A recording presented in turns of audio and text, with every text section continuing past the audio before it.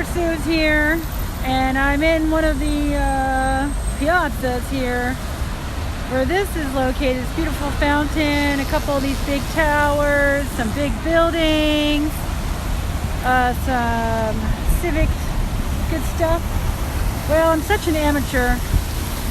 Not only did I miss my walking tour that I booked at 11, but I also didn't charge up my phone properly, and now I got 20% on my cell phone. So now I've got to go home and charge up my phone. And if you're wondering about that bird that I talked about that was in the Airbnb patio, well, it died, unfortunately, but I gave it a good death. I made it as comfortable as possible. And what can you do? These things happen. But anyway, I'm going to also put a link into my Airbnb that I'm currently at, so you can see where I'm staying if you're curious. And I really enjoyed the apartment. It includes a full kitchen and a big long table for 6 people. It's centrally located. I haven't gotten into one taxi or bus or anything yet. I've just every day enjoyed walking the streets and the hills of Lisbon, and that's enough for me. It's plenty to see right here. So I'm gonna go keep walking and make my way back, charge up my phone, and come back out again and take some more wonderful videos and enjoy this European history all around me. There's a lot of history here. Okay.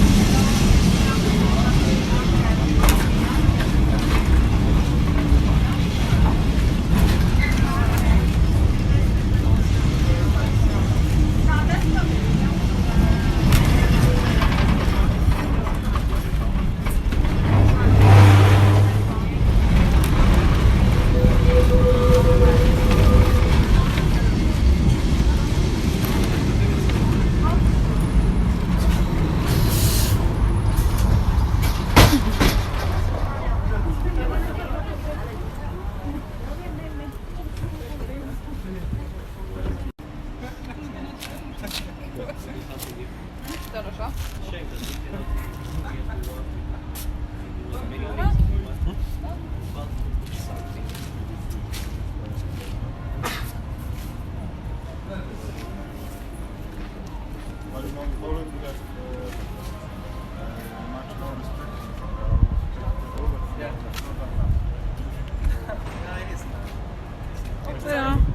sorry. From Spain, there were restrictions, very strong restrictions, and they were not. They didn't have the chance to go out selling houses. They actually went to Italy last year.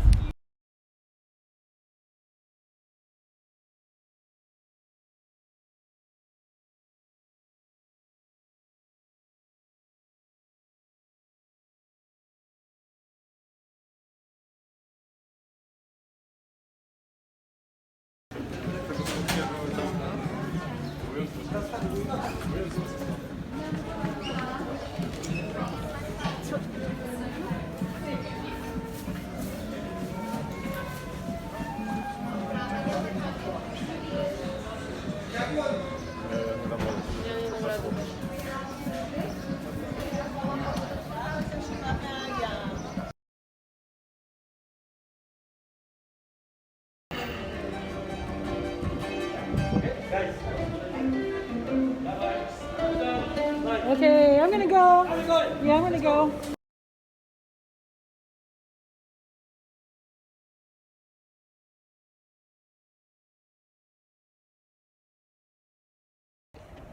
Okay, it's me holding my phone just to make it easy. Super Sue's here, and I am still in Portugal, and it is my last day before I fly out to Berlin tomorrow morning. I just finished a walking tour and ended up in Antonio's. Where the heck was it?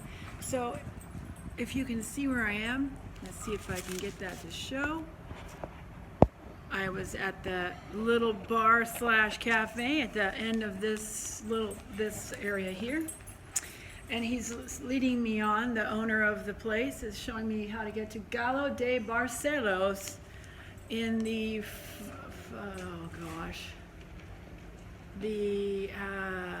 starts with an A area.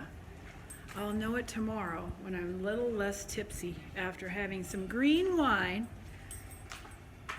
some red green wine, and some kind of what tasted like moonshine wine from Portugal, along with a couple of codfish cakes. So yeah, it was really great. That's because Carlos, the tour guide, suggested we go and check out Antonio's little cafe, and it turned out great. So here we are in the district that several years ago was meh, and then since, like, what we see here is modern, all kind of modern upgrades in this area, such as this, all over the world. When the .com industry took over not only California but other places too, next thing you know, areas like this were flourishing, kind of like San Francisco. A lot of the areas that were struggling in San Francisco, a lot of the areas in San Francisco were upgraded around the same time.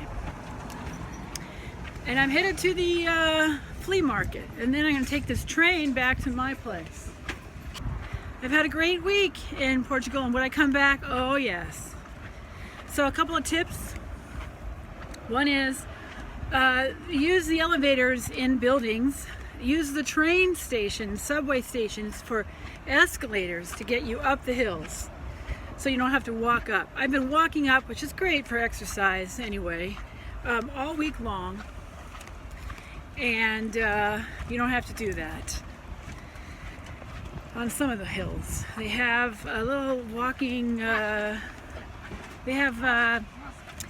train stations have escalators that'll get you up the hills, and that's really handy. There goes Uncle John on a tuk-tuk. Look just like Uncle John. Anyway, check out that villa. Nice. Yeah, I would definitely come back. And it's really easy to get around, although in some ways not. I stuck to my area. There was plenty to see and do just by not getting on the bus or the train or doing lots of traveling. So I would say do it again. Yeah, I would do it again. And I felt very comfortable with the hygiene and everything. There's alcohol at every door. There's people wearing masks inside. It was good, and I'd do it again. All right.